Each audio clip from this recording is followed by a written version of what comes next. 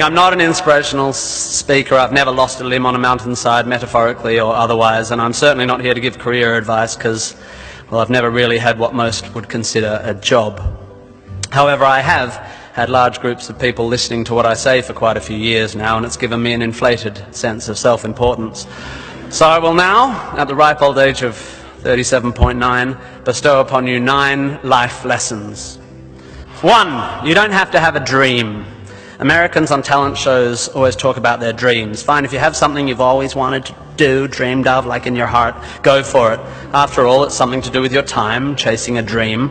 And if it's a big enough one, it'll take you most of your life to achieve, so by the time you get to it and are staring into the abyss of the meaninglessness of your achievement, you'll be almost dead, so it won't matter. I never really had one of these dreams, and so I advocate passionate dedication to the pursuit of short-term goals. Be micro-ambitious. Put your head down and work with pride on whatever is in front of you. You never know where you might end up. Just be aware the next worthy pursuit will probably appear in your periphery, which is why you should be careful of long-term dreams. If you focus too far in front of you, you won't see the shiny thing out the corner of your eye. 2, don't seek happiness. Happiness is like an orgasm. If you think about it too much, it goes away.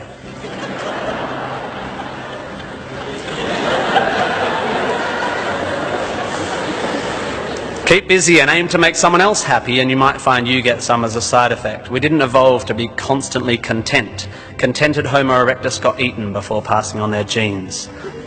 3, remember, it's all luck. You are lucky to be here. You are incalculably lucky to be born. Understanding that you can't truly take credit for your successes, nor truly blame others for their failures, will humble you and make you more compassionate. Empathy is intuitive, but is also something you can work on intellectually. 4, exercise. I'm sorry, you pasty, pale, smoking philosophy grads, arching your eyebrows into a Cartesian curve as you watch the human movement mob winding their way through the miniature traffic cones of their existence. You are wrong and they are right. Well, you're half right. You think, therefore you are, but also you jog, therefore you sleep, therefore you're not overwhelmed by existential angst. You can't be can't, and you don't want to be. Play a sport, do yoga, pump iron, run, whatever, but take care of your body. You're going to need it. Most of you mob are going to live to nearly 100, and even the poorest of you will achieve a level of wealth that most humans throughout history could not have dreamed of. And this long, luxurious life ahead of you is going to make you depressed. 5, be hard on your opinions. A famous bon mot asserts that opinions are like arseholes, and that everyone has one. There is great wisdom in this, but I would add that opinions differ significantly from arseholes, and that yours should be constantly and thoroughly examined.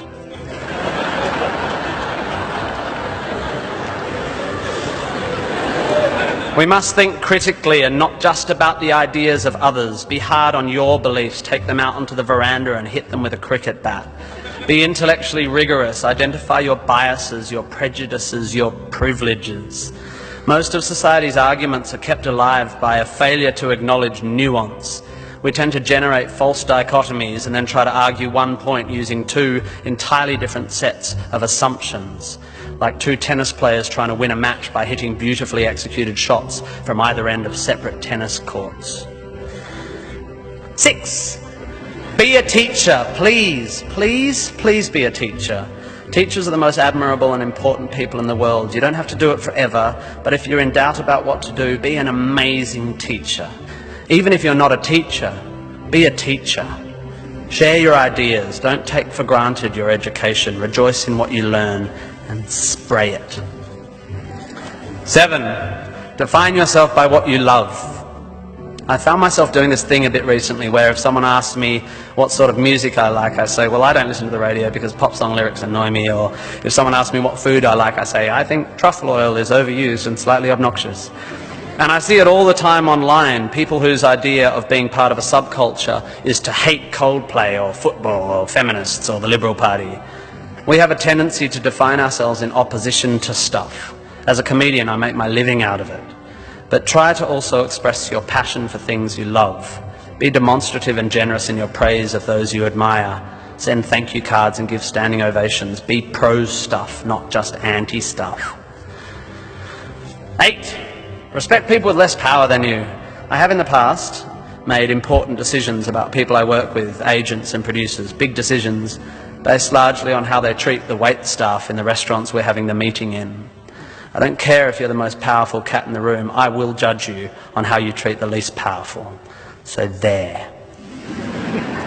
9, finally, don't rush. You don't need to already know what you're going to do with the rest of your life. Don't panic.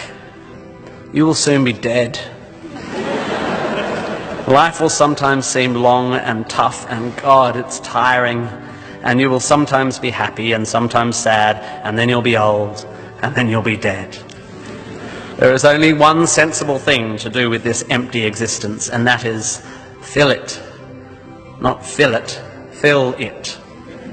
Life is best filled by learning as much as you can about as much as you can, taking pride in whatever you're doing, having compassion, sharing ideas, running, being enthusiastic.